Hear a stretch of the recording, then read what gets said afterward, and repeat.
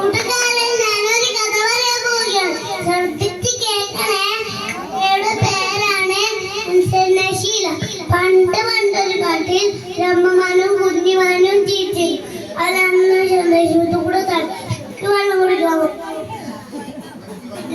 അമ്മമാൻ കുഞ്ഞുമാനോട് പറഞ്ഞു, കുഞ്ഞെ ഈ തടാകത്തിന്റെ നമ്മക്കറിയില്ല, വളരെ ആഴമുള്ള ആണ്ട് പോവും. അമ്മമാൻ മൂടി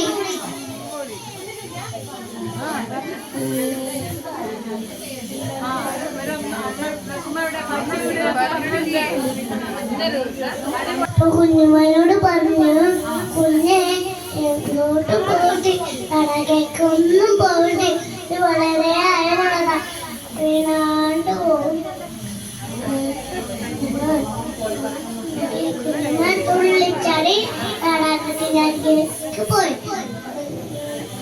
തടാകത്തിന്റെ വന്നി കണ്ട കുഞ്ഞുമാൻ